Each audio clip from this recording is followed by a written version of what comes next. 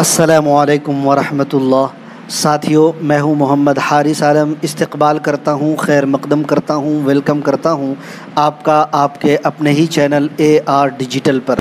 BPSC TRE 4 के लिए आज का ये क्लास नंबर 47 है।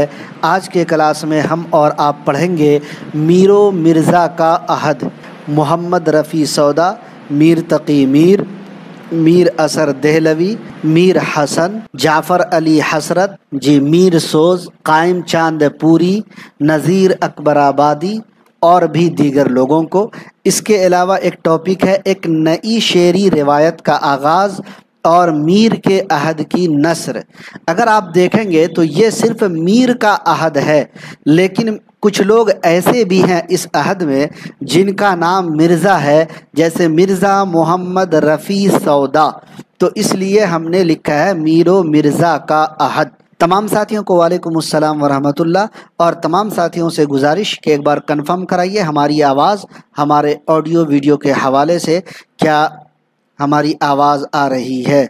अगर हमारी आवाज़ आ रही है तो प्लीज़ एक बार कंफर्म कराइएगा ताकि क्लास को बाज़ाब्ता शुरू किया जा सके, क्लास का बाज़ाब्ता आगाज़ किया जा सके। एक बार प्लीज़ कंफर्म करा दीजिएगा। तमाम साथियों से गुजारिश करूँगा आज ही जुड़िए AR डिजिटल के साथ, क्योंकि आपको मिलेगा उर्दू अदब, उर्दू कवायद दोनों के क्लासेस BPSC के एन निसाब के मुताबिक, यानी NCERT के मुताबिक तैयारी।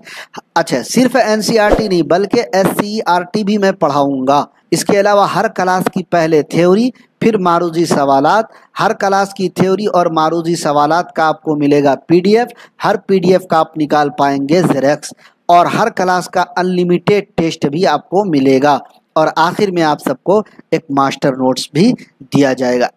ठान लीजिए कि हार हो जाती है जब मान लिया जाता है, जीत तभी होती है जब ठान लिया जाता है। और एक बात आप लोगों को कहूँगा, खोल यूं मुट्ठी के एक जुगनू न निकले हाथ से, खोल यूं मुट्ठी के एक जुगनू न निकले हाथ से, आंख को ऐसे झिपक लम्हा कोई ओझल न हो, पहली सीढ़ी पर कदम रख आखिरी सीढ़ी पे आंख, पहली सीढ़ी पर कदम रख आखिरी सीढ़ी पे आंख, मंजिल की जुस्तजू में राएगा कोई पल न हो।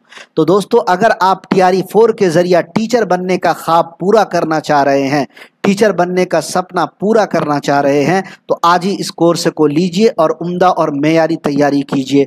इंशाअल्लाहुल अज़ीज़ आप क्वालिफाई करेंगे, ये हमारा आपसे यकीनी दावा है। शर्त यह है कि आप भी हमारे साथ मेहनत कीजिएगा। जिस तरह मैं पढ़ा रहा हूँ, रोज़ाना के लाइव क्लासेस को आपको देखना है और रोज़ाना जो PDF दे रहा हूँ उसका 2 से 3 बार प्रैक्टिस करना है। एकदम शॉर्ट में बात कर रहा हूँ, टू द पॉइंट मवाद दे रहा हूँ ताकि आपको पढ़ने में भी परेशानी ना हो। शुरू करते हैं, आज के क्लास का आगाज़ करते हैं। फिर से तमाम साथियों को वालेकुम अस्सलाम वरहमतुल्लाह। जो लोग लेट से आए हैं, मीरो मिर्ज़ा का अहद, जैसा कि मैंने कहा कल के क्लास में हम लोगों ने पढ़ा था क्या, इससे पहले हम लोगों ने पढ़ा था शुमाली हिंद में उर्दू शायरी, इहाम गोई का दौर, रद्द अमल और इस्लाह ज़बान 45 नंबर में पढ़ा था। और देखिए, शुमाली हिंद में उर्दू शायरी, इहाम गोई, रद्द अमल, इन तीनों को 45 नंबर में पढ़ा। और क्लास नंबर 46 में अगर आप देखेंगे तो क्लास नंबर 46 में हम लोगों ने क्या पढ़ा था, मारूजी सवालात पढ़ा था, इसी के मारूजी सवालात को। और 47 नंबर क्लास आज का है, जिसमें क्या कहा जा रहा है, गौर कीजिएगा। पिछले क्लास से आज की क्लास को जोड़ रहा हूं। क्या दौरे इहाम गोई के बाद रद्द अमल की तहरीक के असर से उर्दू शायरी में एक नए अहद का आगाज हुआ। दौरे इहाम गोई और रद्द अमल की जो तहरीक थी उसके असर से उर्दू शायरी में एक नए अहद का जो आगाज हुआ, जिसे मीरो मिर्ज़ा का दौर कहा जाता है। जिसे किसका दौर कहा जाता है, मीरो मिर्ज़ा का दौर कहा जाता है। यानी मीरो मिर्ज़ा से मुराद जितने भी शुआरा मीर से शुरू होते, जैसे मीर तकी मीर, मीर असर, मीर सोज वगैरह, मिर्ज़ा मोहम्मद रफ़ी सौदा, इस तरीके के नाम है ना, तो मीरो मिर्ज़ा का दौर कहा जाता है। बिलाशुबा ये उर्दू शायरी का सुनहरा दौर है। एक बात देखिए, दोनों पॉइंट अलग अलग है और दोनों इम्पोर्टेंट पॉइंट है, गौर कीजिएगा। अगर सवाल पूछे कि दौरे इहाम गोई के बाद रद्द अमल की तहरीक के असर से उर्दू शायरी में जो नए अहद का आगाज हुआ उसे किसका दौर कहा जाता है, तो मीरो मिर्ज़ा का दौर कहा जाता है। Point to be noted. دوسرا یہ ہے کہ بلا شبہ میر و مرزا کا جو دور ہے اردو شاعری کا سنہرا دور ہے۔ دوسرا پوائنٹ ہے نادر شاہ کے حملے کے شدید اثرات نے زندگی کا نظام درہم برہم کر دیا تھا، الٹ پلٹ کر دیا تھا، بگاڑ دیا تھا۔ سیاسی، معاشی، سماجی زندگی کی یہ پرچھائیاں اس دور کی شاعری میں بھی نمایاں ہیں۔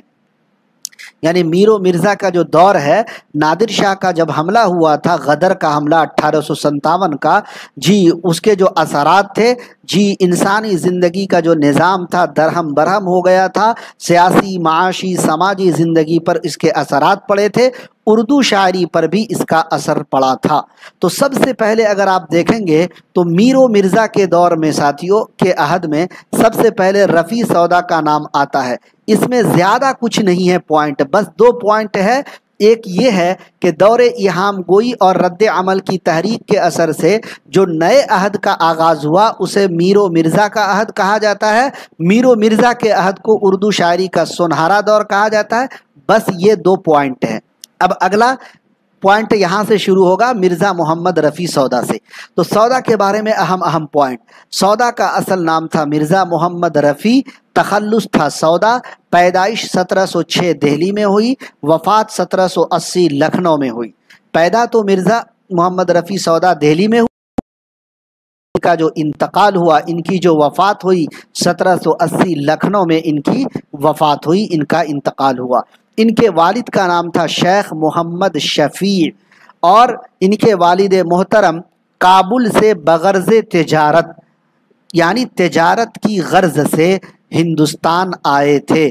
پوچھ لیا جائے کہ مرزا محمد رفیع سودا کے والد کس غرض سے ہندوستان آئے تھے، تو تجارت کے غرض سے آئے تھے۔ مرزا محمد رفیع سودا کا خاندانی پیشہ سپہ گیری تھا، اس کو بھی نوٹ کیجئے گا، اور یہ بھی کئی بار کوشچنوں میں پوچھا گیا ہے۔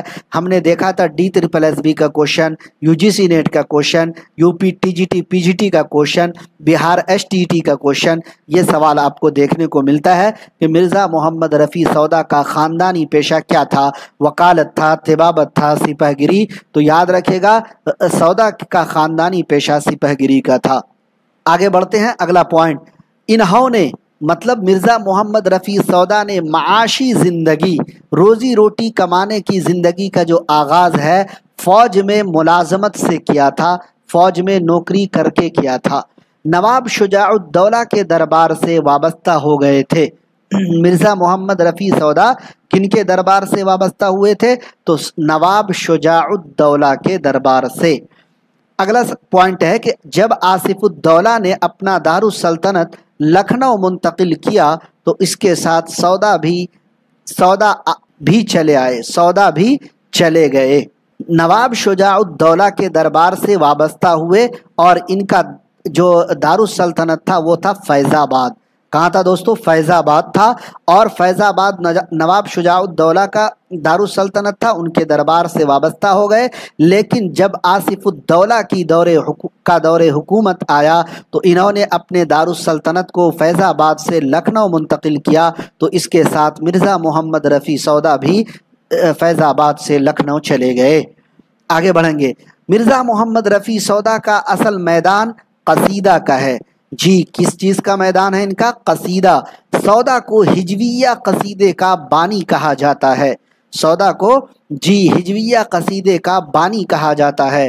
مرثیے کے لیے مسدس کی ہیئت کا استعمال سب سے پہلے مرزا محمد رفیع سودا نے کیا، اور یہ بھی VVIP پوائنٹ ہے، کیونکہ بار بار مسلسل کئی مقابلہ جاتی امتحانوں میں پوچھا گیا کہ مرثیے کو مسدس کی ہیئت کس نے عطا کی، مرثیے کو مسدس کی شکل کس نے عطا کی؟ تو مرثیے کو مسدس کی ہیئت جو عطا کی ہے مرزا محمد رفیع سودا نے عطا کی ہے۔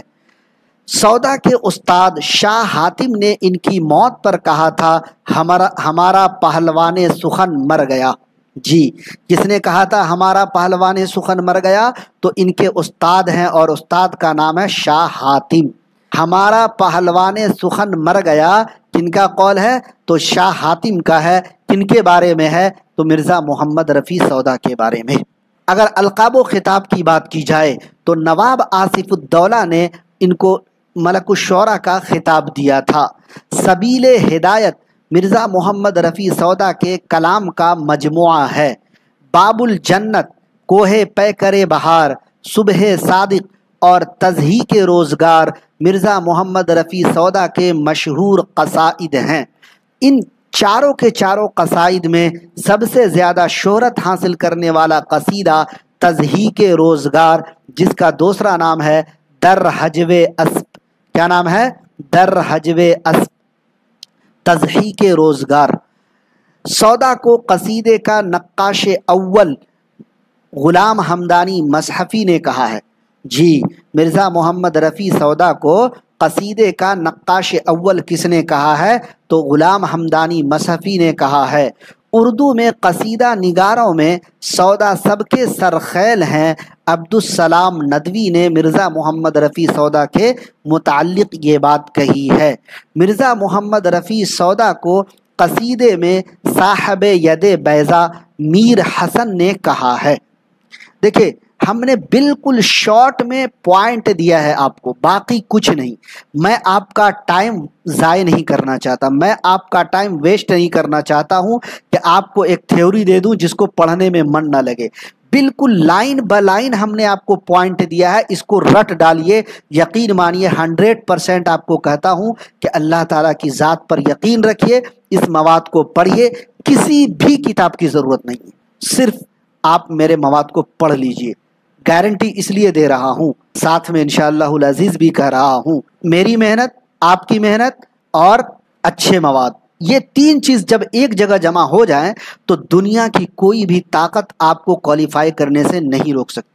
بی پی ایس سی کہیں سے بھی سوال لے کے چلا آئے تو ہمارے اس کو نوٹ سے سوال ٹکرانا لازمی ہے، کیونکہ ہم ہر ٹاپک کے مواد آپ کو دے رہے ہیں۔ کیا آپ بھی کرنا چاہ رہے ہیں B P S C qualify, U G C NET, S T E T, T G T, P G T یا پھر اردو میں کسی بھی مقابلہ جاتی امتحان کی معیاری تیاری؟ تو آج ہی انتخاب کریں اپنے پسندیدہ YouTube channel A R digital کا، جہاں ملیں گے عمدہ نوٹس اور نصاب کے مطابق مواد، ہر مواد کے معروضی سوالات، اور ملیں گے آپ کو ماسٹر نوٹس بالکل نصاب کے مطابق۔ ان سب کو حاصل کرنے کے لیے آج ہی جوائن کریں ہمارا ٹیلی گرام چینل اور واٹس ایپ گروپ، اس کا لنک ملے گا آپ کو ڈسکرپشن میں۔ خواہش سے نہیں گرتے پھول جھولی میں، خواہش سے نہیں گرتے پھول جھولی میں، وقت کی شاخ کو اے دوست ہلانا ہوگا، کچھ نہیں ہوگا اندھیروں کو برا کہنے سے، اپنے حصے کا دیا خود ہی جلانا ہوگا۔ چلیے اگلے شاعر ہیں اثر دہلوی۔ ان کا نام تھا سید محمد میر، ان کا تخلص تھا اثر۔ ان کی پیدائش 1720 سے 35 کے درمیان ہوئی، کیونکہ ان کے بارے میں باضابطہ کوئی ثبوت نہیں ہے کہ ان کی پیدائش کب ہوئی، اسی لیے این سی آر ٹی نے لکھا ہے کہ ان کی پیدائش جو ہے 1720 سے 35 کے درمیان، اس لیے کوئی ایک سن نکالنا تھوڑا مشکل ہے۔ ان کی وفات 1794 یا 95 میں وفات ہوئی۔ اثر دہلوی میر درد کے چھوٹے بھائی اور چہیتے مرید تھے۔ اثر دہلوی کی تربیت بھی میر درد کے زیر سایہ ہوئی، زیر نگرانی ہوئی۔ خواجہ میر درد کے بعد وہی ان کے خلیفہ اور جانشین مقرر ہوئے۔ انہوں نے غزل کے مقابلے میں مثنوی میں زیادہ شہرت پائی۔ تو زیادہ پوائنٹ اس میں کچھ نہیں ہے، بس یاد رکھیے گا اثر دہلوی میر درد کے چھوٹے بھائی تھے، ہے نا، اور تربیت بھی ان کی میر درد نے کی ہے، اور میر درد کے بعد ان کے خلیفہ اور جانشین بھی اثر دہلوی مقرر ہوئے۔ اب دیکھیے درد دہلوی، ان کا نام تھا سید خواجہ میر۔ دیکھیے اثر دہلوی کا نام تھا سید محمد میر، لیکن درد دہلوی کا نام تھا سید خواجہ میر۔ تو ان دونوں کے نام میں کنفیوژن ہے، تھوڑا دھیان رکھیے گا۔ ان کا تخلص تھا درد۔ پیدائش 1721 میں دہلی میں، وفات 1785 میں دہلی میں۔ درد دہلوی باپ کی طرف سے خواجہ بہاؤالدین نقشبند اور ماں کی طرف سے سید عبد القادر جیلانی رحمۃ اللہ علیہ سے سلسلہ نسب رکھتے ہیں۔ درد دہلوی کی پرورش مذہبی اور صوفیانہ ماحول میں ہوئی، اسی لیے خواجہ میر درد کو، کن کو دوستو؟ خواجہ میر درد کو صوفی شاعر کہا جاتا ہے۔ خواجہ میر درد کو کیا کہا جاتا ہے؟ صوفی شاعر کہا جاتا ہے۔ ध्यान रखिएगा क्योंकि इनकी परवरिश मजहबी और सूफियाना माहौल में हुई है। और दोस्तों एक सवाल TRE 2 या 1 में पूछा गया था, अभी निशानदेही करता हूँ। इन्होंने अरबी और फारसी की तालीम हासिल की। दर्द देहलवी ने जवानी के दौर में ही दरवेशी इख्तियार कर ली थी। दरवेशी का मतलब फ़कीरी ज़िंदगी, ज़िंदगी में कोई स्टाइल नहीं जी, जैसे आज फटा हुआ jeans, T shirt, shirt, pant है ना, बड़े बड़े बाल, जुल्फ, नए कटिंग के हेयर स्टाइल, वैसा कुछ नहीं। जवानी के दौर में ही दरवेशी इख्तियार कर ली थी और सिलसिला नक्शबंदिया से वाबस्ता हो गए थे। सूफियाना शायरी में दर्द का एक मकाम है। इनकी तसानीफ में फ़ारसी और उर्दू दीवान के अलावा इल्मुल किताब, वारदात, असरारुस सलात, ये असरारुस सलात TRE 1 में पूछा गया है। असरारुस सलात किनकी मतलब जो है तसनीफ है, तो ये पूछा गया था TRE 1 में। असरारुस सलात, नाले दर्द, आहे सर्द, दर्दे दिल वगैरह शामिल हैं। इनकी तसनीफ़ात में दोस्तों फ़ारसी और उर्दू दोनों दीवान हैं। इसके अलावा इल्मुल किताब, वारदात, असरारुस सलात, नाले दर्द, आहे सर्द, दर्दे दिल वगैरह शामिल है।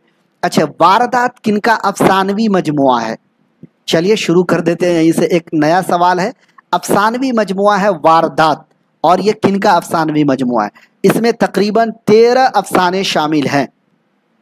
उर्दू दीवान में तकरीबन 1500 अशआर हैं। दर्द के कलाम में सादगी और रवानी के साथ पाकीज़गी और गहराई भी पाई जाती है। छोटी बहरों में इन्होंने उम्दा गज़लें भी कही हैं। इनका मशहूर शेर है, तर दामनी पे शेख हमारी न जाइयो, तर दामनी पे शेख हमारी न जाइयो, दामन निचोड़ दें तो फरिश्ते वज़ू करें। सूफियाना शायर है। अब बात करते हैं मीर सोज की। इनका नाम था सैयद मोहम्मद मीर। देखिए तीनों के नाम में सैयद मोहम्मद मीर, सैयद ख्वाजा मीर इस तरह से है, नाम याद रखिएगा। इनका तखल्लुस था सोज। पैदाइश 1721 में दिल्ली में, वफ़ात 1798 या 99 में फैज़ाबाद में। सोज सौदा के शागिर्दों में से थे, यानी ये जो सैयद मोहम्मद मीर सोज है मिर्ज़ा मोहम्मद रफ़ी के शागिर्दों में इनका शुमार होता है। शुरू में इनका तखल्लुस मीर था, बाद में सोज तखल्लुस इख्तियार कर लिया था। सोज के कलाम को लखनवी रंग का अव्वलीन नमूना कहा जाता है। जी, सोज के कलाम को लखनवी रंग का अव्वलीन नमूना भी कहा जाता है। इनका मशहूर शेर है, अहले ईमा सोज को कहते हैं काफिर हो गया। अहले ईमा यानी ईमान वाले सोज को कहते हैं काफिर हो गया। काफिर का मतलब क्या? मुनकिर, इनकार करने वाला हो गया। आह यारब राज दिल इन पर भी जाहिर हो गया। वाह क्या शेर है। अहले ईमा सोज को कहते हैं काफिर हो गया, आह यारब राज दिल इन पर भी जाहिर हो गया। बहुत उम्दा शेर है, याद कर लीजिए। उसके बाद बात करते हैं कायम की। जी, इनका नाम था मोहम्मद क़ियामुद्दीन, तखल्लुस था कायम। इनकी पैदाइश 1722 से 1775 के दरमियान चांदपुर ज़िला बिजनौर में हुई। इसीलिए आप देखेंगे किताबों में ये कायम चांदपुरी के नाम से मशहूर व मारूफ हुए। किस नाम से? कायम चांदपुरी के नाम से मशहूर व मारूफ हुए उर्दू अदबी दुनिया में। इनकी वफ़ात 1793 या 94 में रामपुर यूपी में हुई। बचपन से ही अपने बड़े भाई मुनइम के पास दिल्ली में रहते थे। कायम के यहाँ हिज्व निगारी में शिद्दत का पहलू गालिब है। दर्द और सौदा इनके उस्ताद थे, यानी कायम चांदपुरी के जो उस्ताद हैं, कायम चांदपुरी के जो उस्ताद हैं दोस्तों जी, कौन कौन है? तो दर्द भी हैं जी, और मिर्ज़ा मोहम्मद रफ़ी सौदा भी इनके उस्ताद हैं। फ़ारसी नस्र में इनका एक तज़किरा है, बहुत मशहूर है, कई बार पूछा जाता है, मुख़ज़िने नुकात, और ये है VVIP। क्या है दोस्तों? VVIP है। मुख़ज़िने नुकात काबिल ज़िक्र है, ज़बान है फ़ारसी, नस्र में है, कई पॉइंट है, फ़ारसी ज़बान है, नस्र में है, और कायम चांदपुरी का है। ये सब याद रखिएगा। रेख्ता में शेर गोई की रिवायत के फ़रोग़ में कायम चांदपुरी ने अहम किरदार अदा किया, अहम किरदार अदा किया। आगे बढ़ते हैं। अगला नाम है मीर तकी मीर का। मीर तकी मीर से BPSC ने कितनी बार सवाल बनाया, गौर कीजिए। असल नाम मीर मोहम्मद तकी, तखल्लुस मीर, पैदाइश 1723 अकबराबाद आगरा में, वफ़ात 1810 लखनऊ में। मुझे लगता है कि इनकी पैदाइश ही बीपीएससी ने पूछा है, इनकी पैदाइश भी बीपीएससी ने पूछा है। नवाब आसिफुद्दौला की दावत पर 1781 में दिल्ली छोड़कर लखनऊ गए थे। ये सवाल भी बीपीएससी ने टीआरई 1 में पूछा था कि किसकी दावत पर मीर तकी मीर जो है लखनऊ गए थे, तो आसिफुद्दौला की दावत पर जी। और कब गए थे? 1781 में। इस डेट को, इस सन को भी याद रखिएगा। असातिज़ा-ए सुखन खां आरजू मीर के सौतेले मामू थे जी। ये जो उस्ताद शायर हैं, असातिज़ा-ए सुखन हैं, यानी शेर व शायरी के उस्ताद हैं खान आरजू, ये मीर तकी मीर के सौतेले मामू थे। अगर इनकी तसनीफ़ात की बात की जाए, मीर तकी मीर के उर्दू में 6 दीवान हैं और ये बीपीएससी ने पूछा है टीआरई 2 में। मीर तकी मीर के उर्दू में कितने दीवान हैं? तो उर्दू में 6 दीवान है। मीर तकी मीर का फ़ारसी में 1 दीवान है।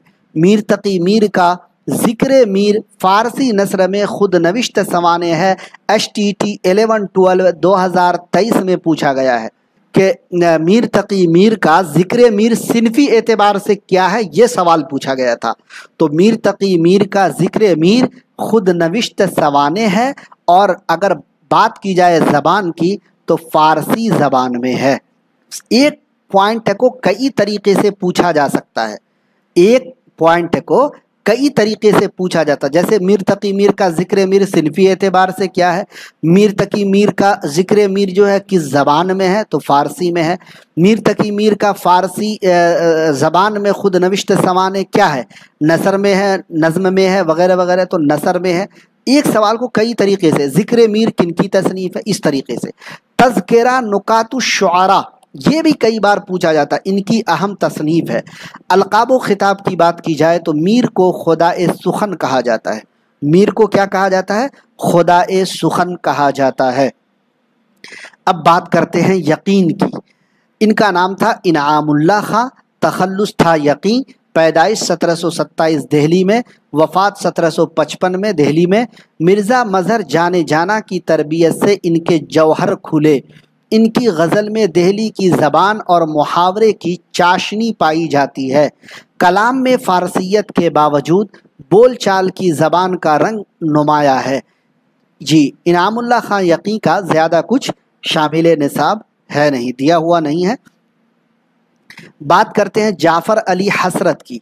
इनका नाम था जाफ़र अली, तखल्लुस था हसरत। पैदाइश 1734 या 35 में, वफ़ात 1785 या 86 में। हसरत भी दिल्ली से फैज़ाबाद फिर लखनऊ पहुँचे। जिस तरह सौदा पहले फैज़ाबाद फिर लखनऊ पहुँचे, उसी तरीके से जाफ़र अली हसरत भी पहले फैज़ाबाद फिर लखनऊ पहुँचे। वो कम उम्री ही से शेर कहने लगे थे। जाफ़र अली हसरत की तसनीफ़ में तोती नामा सबसे मशहूर मसनवी है, जो तकरीबन 2500 अशार पर मुश्तमिल है। अब देखिए तोती नामा, देखिए यहाँ पर तो जाफ़र अली हसरत की है, लेकिन तोती नामा किस दक्कनी शायर की मसनवी है? देखिए जाफ़र अली हसरत की तो तसनीफ़ है ही है, मसनवी है ही है मशहूर, लेकिन दक्कनी शायर की भी मसनवी है। नाम याद हो तो कमेंट करके बताइए, क्योंकि दक्कन के शुआरा का जिक्र ऑलरेडी हो चुका है। जाफ़र अली हसरत की इस मसनवी पर सेहरुल बयान का असर नुमाया है। ये वही सेहरुल बयान है जिसको मीर हसन ने लिखा है। MD सादिक साहब, चलिए मुबारक हो, आपने भी कोर्स ले लिया है। देखिए लाइव क्लास कर रहा हूँ, बहुत सारे लोग कोर्स ले रहे हैं। जाफ़र अली हसरत के यहाँ सनाए बदाए का बकसरत इस्तेमाल है। खारजियत और मामला बंदी का रुझान भी ज़्यादा है, जो लखनवी रंगे सुखन की नुमाइंदगी करता है। आगे बढ़ते हैं, मीर हसन की बात करते हैं। बहुत उम्दा, बहुत उम्दा। मीर हसन, असल नाम था मीर गुलाम हसन, तखल्लुस था हसन। पैदाइश 1740 दिल्ली में, वफ़ात 1786 दिल्ली में। मीर ज़ाहिक के बेटे थे। ये भी सवाल अभी TRE 3 में आई थिंक पूछा गया है। TRE 3 में पूछा गया है। क्या पूछा गया? मीर गुलाम हसन किन के बेटे थे, अगर आपको याद हो। इनका ख़ानदान हरात से मुंतकिल होकर दिल्ली में बस गया था। पहले देखिए, अभी फिर किसी ने कोर्स लिया है, राज खान।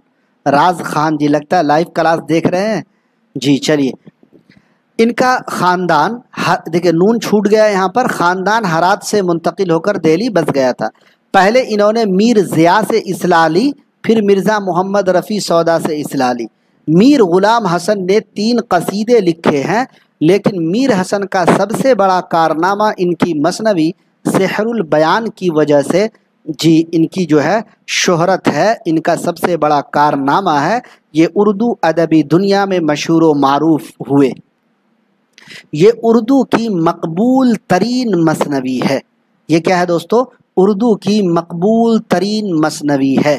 شمالی ہند میں اردو شاعری کا یہ دور غیر معمولی ترقی کا دور ہے، جس کا نقطۂ آغاز مرزا مظہر جانے جانا تھے تو نقطۂ عروج میر اور سودا تھے. اسی لیے آپ نے دیکھا کہ میر اور سودا یعنی میر تقی میر اور سودا کے آپ نے دیکھے بہت زیادہ تصنیفات اور بہت زیادہ پوائنٹ آپ نے دیکھے ہیں میر و مرزا کے عہد سے.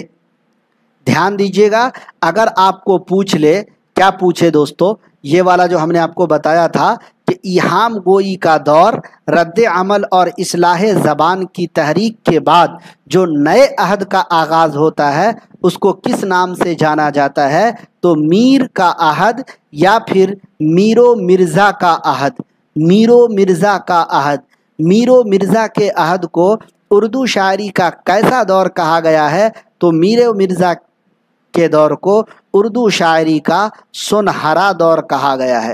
جی سنہرا دور کہا گیا ہے. آگے بڑھتے ہیں. اب دیکھیں کچھ اور. ایک نئی شعری روایت کا آغاز ہوتا ہے. یہاں نذیر اکبر آبادی کا نام آپ کو دکھائی پڑتا ہے. اگر آپ دیکھیں گے یہاں پر ہم آپ کے لیے نکال کر رکھے ہیں، اگر آپ دیکھیں گے ساتھیوں تو یہ جو دکھ رہا ہے آپ کو میر کا عہد ہے نا، اس میں ہم نے جعفر علی حضرت میر حسن تک پڑھا. ایک نئی شعری روایت کا آغاز ہوتا ہے، نذیر اکبر آبادی کا نام آپ کو ملتا ہے. تو کیا ہے؟ ان کا اصل نام تھا شیخ ولی محمد. یہ تھا ہے، ٹائپنگ مسٹیک ہو گیا تھا. تخلص تھا نذیر. پیدائش 1735 دہلی، وفات 1830 میں. احمد شاہ ابدالی کے حملے کے بعد اپنی والدہ کے ساتھ اکبر آباد یعنی آگرہ چلے گئے تھے. پیدا تو دہلی میں ہوئے، لیکن جب احمد شاہ ابدالی نے حملہ کیا دہلی پر تو انہوں نے اپنی والدہ کے ساتھ اکبر آباد آگرہ چلے گئے. نذیر اکبر آبادی کو شہرت نظم نگار کی حیثیت سے ملی. کس وجہ سے ملی؟ نظم نگار کی حیثیت سے ملی. نذیر اکبر آبادی کے یہاں میلوں ٹھیلوں موسموں تہواروں اور مذہبی شخصیات کے علاوہ بھوک اور مفلسی جیسے موضوعات پر بھی خاص تعداد میں نظمیں ملتی ہیں. تو مجھے لگتا ہے بی پی ایس سی نے پوچھا تھا کہ کن کے یہاں میلوں ٹھیلوں موسموں اور تہواروں پر نظمیں ملتی ہیں. یہ بی پی ایس سی کا سوال پوچھا گیا ہے. لیکن کئی جگہ ہمیں یہ بھی سوال ملا ہے کہ بھوک اور مفلسی پر کس نے نظمیں کہی ہیں؟ تو یہ نذیر اکبر آبادی نے کہی ہے. تو یہ والا پوائنٹ آپ کا ہو جائے گا وی وی آئی پی پوائنٹ. اس کو بھی نوٹ ڈاؤن کریں گے اور پریکٹس کریں گے. ان کی مشہور نظمیں ہیں کچھ، جیسے روٹی نامہ، آدمی نامہ، بنجارہ نامہ. یہ سب بے حد مقبول نظمیں ہیں. اب آپ کو بات کرتے ہیں میر کے عہد کی نثر کی بات. اوپر تو گزری ہے شعر و شاعری کی بات، اب بات کرتے ہیں میر کے عہد کی نثر کی بات. شاعری کی طرح اردو نثر بھی شمالی ہند میں قدر تاخیر سے وجود میں آئی. شمالی ہند کے بارے میں کل ہی بتایا تھا، کل کے کلاس میں یا پرسوں کے کلاس میں بتایا تھا کہ شمالی ہند جیسے آئے تو دہلی پلس لکھنؤ دماغ میں رکھیے گا، ہے نا. تو ابھی چونکہ آج ہم لوگ میر کا عہد پڑھ رہے ہیں، میر کے عہد سے اکثر و بیشتر شعراء کا تعلق دہلی سے ہے، تو دہلی بھی شمالی ہند میں شمار ہوتا ہے. تو شاعری کی طرح اردو نثر بھی شمالی ہند میں قدر تاخیر سے وجود میں آئی. تعلیم یافتہ لوگ اپنے اہم تحریری کاموں کے لیے فارسی زبان کو ترجیح دیتے تھے، مگر صوفیوں کے بعض اقوال اور فقروں سے اندازہ ہوتا ہے کہ روزمرہ کے کاروبار میں کسی حد تک اردو نثر کو بھی دخل تھا، یعنی لوگ اردو نثر کا بھی استعمال کرتے تھے. سمجھ میں آ رہا نا آپ لوگوں کو؟ اردو روزمرہ نے شمالی ہند کے بعض اہل قلم کو اس طرف راغب کیا اس طرف مائل کیا کہ وہ رائج الوقت اردو فقروں کو اپنی تحریروں میں استعمال کرے۔ سید برکت اللہ عشق بلگرامی نے صوفیانہ خیالات کے اظہار کے لیے بہت سے اردو الفاظ و محاورات جیسے عوارف ہندی میں استعمال کیے ہیں۔ کس میں استعمال کیے ہیں؟ عوارف ہندی میں استعمال کیے ہیں اردو نثر کے لیے۔ اور دیکھیے شمالی ہند کی بات ہو رہی ہے کہ شمالی ہند میں سید برکت اللہ عشق بلگرامی نے صوفیانہ خیالات کے اظہار کے لیے بہت سے اردو الفاظ و محاورات عوارف ہندی میں استعمال کیے۔ مرزا جان تپش نے دہلی دربار میں استعمال کی جانے والی متعدد اصطلاحات کا ایک ضخیم مجموعہ شمس البیان فی مصطلحات الہندوستان کے نام سے مرتب کیا اردو زبان میں۔ شمالی ہند کی نثری کاوشوں نے اردو نثر کے تشکیلی عمل کو تیز کر دیا۔ اسی ذیل میں سید فضلی کی کربل کتھا 1732 یا 33 میں جو شائع ہوا اس کا نام لیا جا سکتا ہے، جو فارسی تصنیف روضۃ الشہداء کا اختصار سے کیا گیا اردو ترجمہ ہے۔ اسی عہد میں معین الدین حسین علی نے تصوف میں ایک فارسی تصنیف کا ترجمہ جامع جہاں نما جو 1760 یا 61 کے نام 60 یا 61 میں شائع ہوا تھا، اس نام سے انہوں نے معین الدین حسین علی نے کیا ہے۔ جس کے بعد شاہ مراد اللہ انصاری سنبھلی نے خدائی نعمت 1771 میں لکھی۔ یہ قرآن کریم کے آخری پارے کی تفسیر ہے جو تفسیر مرادیہ کے نام سے بھی کئی بار شائع ہو چکی ہے، اور یہ خدائی نعمت کے نام سے جو تفسیر کی ہے کرنے والے ہیں شاہ مراد اللہ انصاری سنبھلی۔ شاہ ولی اللہ کے فرزند شاہ رفیع الدین نے اردو میں مکمل قرآن کا لفظی ترجمہ کیا تھا۔ اس کے بعد ان کے چھوٹے بھائی شاہ عبد القادر نے 1790 یا 91 میں موضح قرآن کے نام سے سلیس و با محاورہ زبان میں ترجمہ فرمایا اور تفسیری حواشی بھی تحریر کی، یعنی ترجمہ کے ساتھ ساتھ حاشیہ بھی لگایا۔ اب دیکھیے قرآن کریم کا لفظی ترجمہ کون کیا؟ تو لفظی ترجمہ کیا شاہ ولی اللہ کے فرزند ہیں، نام ہے شاہ رفیع الدین، لیکن سلیس و با محاورہ ترجمہ جو کیا موضح قرآن کے نام سے شاہ رفیع الدین کے چھوٹے بھائی تھے، نام تھا شاہ عبد القادر۔ نام یاد رکھیے گا، بظاہر تو لگے گا کہ یہ پوائنٹ اچھا نہیں ہے، لیکن اگر پوچھ لیا جائے تو پھر وہاں لگے گا کاش یاد کر لیے ہوتے۔ اسی عہد میں ہندو مذہب کی بھی بہت سی کتابیں اردو نثر میں ترجمہ کی گئیں۔ شمال میں اس کی قدیم مثال عیسوی خان کی جو داستان ہے قصہ مہر افروز و دلبر، میر محمد حسین عطا خاں تحسین کی داستان نو طرز مرصع، مہر چندر کھتری کی داستان نو آئین ہندی، شاہ عالم ثانی کی داستان عجائب القصص کا جو ترجمہ کیا گیا، اسی کی قدیم مثالیں ہیں یہ ساری کی ساری۔ تو دوستو یہ تھا میر و مرزا کے عہد سے متعلق مواد، جس کو میں نے آپ کے سامنے آپ کی خدمت میں پیش کیا۔ امید کہ آپ سب کو آج کا کلاس پسند آیا ہوگا۔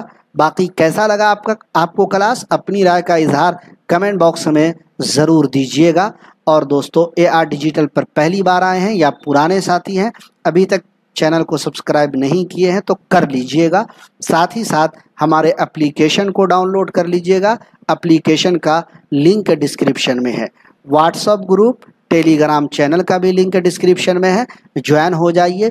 پھر سے آپ سے گزارش کروں گا کہ دوستو TRE 4 کے لیے آپ اس کو لے لیجئے، بہترین تیاری کیجئے، انشاءاللہ العزیز کامیابی آپ کا مقدر ہوگی۔ آپ کو بہت ساری چیزیں اس میں ملیں گی جیسا کہ میں نے بتایا ہے۔ جو لوگ بہت سارے لوگ بعد میں جڑے ہیں، آپ کو بتانا چاہوں گا کہ آج ہی جڑ جائیے AR ڈیجیٹل کے ساتھ۔ اردو ادب، اردو قواعد دونوں کا آپ کو PDF مل جائے گا۔ اگر آپ کلاس نہیں دیکھ پائے ہیں تو ریکارڈڈ کلاس مل جائے گا۔ BPSC کے نصاب کے مطابق SCRT NCRT کی تیاری ہوگی۔ ہر کلاس کا پہلے تھیوری پھر معروضی سوال، جی تھیوری معروضی سوالات کا PDF، ہر PDF کا زیرکس آپ نکال پائیں گے، اور ہر کلاس کا انلمیٹیڈ ٹیسٹ بھی ہوگا۔ آخر میں آپ سب کو ماسٹر نوٹ بھی دیا جائے گا۔ اس نمبر پہ آپ رابطہ کر سکتے ہیں 748 72 348 پر بھی۔ بہت بہت شکریہ آپ سب کا AR ڈیجیٹل پر جڑنے کی۔ انشاءاللہ جلد ملیں گے کسی اور کلاس کے ساتھ۔ اپنا خیال رکھیے گا، تیاری جاری رکھیے گا، انشاءاللہ کامیابی آپ سب کا قدم چومے گی، کامیابی آپ سب کا مقدر ہوگی۔ شرط ہے کہ محنت کیجئے، خون پسینہ ایک کیجئے، انشاءاللہ کامیابی آپ سب کا مقدر ہوگی۔